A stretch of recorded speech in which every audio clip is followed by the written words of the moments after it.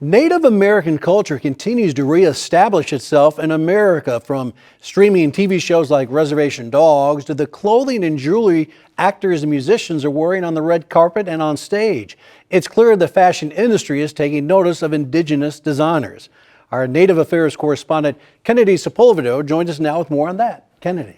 Rich, when you think of Native American attire, you probably imagine the beautiful bright colors and detailed beadwork of traditional regalia worn for various dances or ceremonies.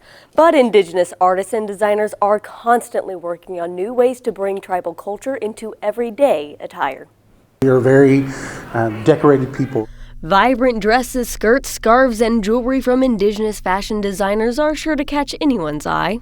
We love ornamentation. We like everything that has become a contemporary Native art style really kind of started with us beautifying our everyday items. That mindset stays with designers as they produce modern everyday attire for Native people to show off their culture. And the First Americans Museum store is helping artists and consumers make Native fashion an everyday norm. I always tell people this is so much more than a retail. Again, this is our living culture. We work as curators. We're helping our artists develop their art portfolios, helping them develop their craft so that their careers can go forward. And how kind of our goals here is to help people bring in their culture that maybe they hadn't learned it growing up, or they didn't have access. I get to come in and show people who shop with me every day how you can incorporate Native jewelry, Native fashion, just Native culture into your everyday appearance. And that's kind of what I want to do, is normalize that. I want people to not see that out and kind of be like, oh, that's weird. Part of normalizing Native fashion is through media representation. We're always presented in this historical context and never in a contemporary context.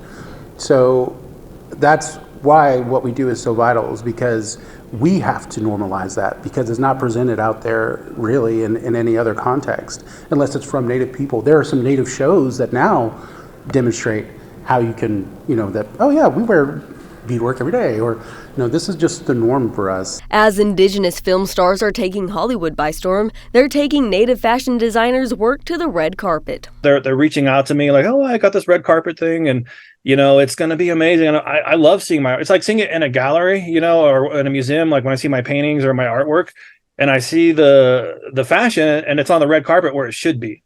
Because the Sky Eagle brand is like high-end, a lot of couture, a lot of really detailed stuff. Bis Grayson is an Osage and veteran high-end fashion designer. He took his brand, the Sky Eagle collection, to an international stage this year for London Fashion Week. I have a vision, and part of that is every year we're going to be going to different, it's the big four. You got Milan, you got Paris, you got London, and New York. So all four of these are going to be entwined in our whole plan as far as going to and getting accepted into. So London was awesome. We weren't really expecting it because it was like a trade show, but then it was also a fashion show, and they had a few of our pieces, and they were like, we'll take them.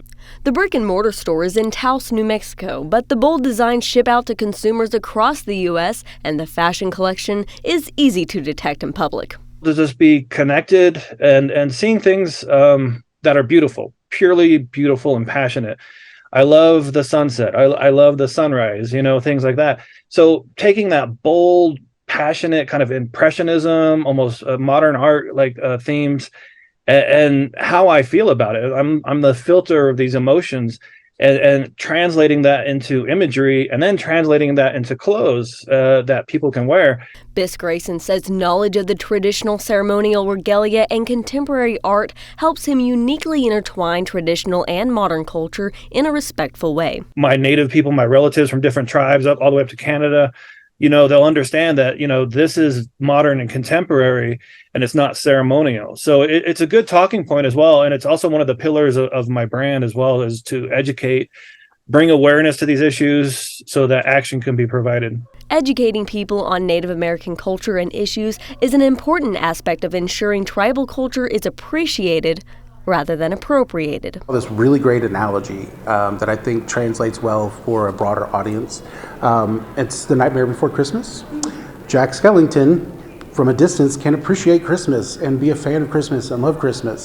But when he goes to take over and do Christmas his own way, that's when it shifts from appreciation to appropriation. Jake Tiger, the historical preservation officer for the Seminole Nation, spoke about appropriation at the Oklahoma Historical Society's History Off Center event on Wednesday.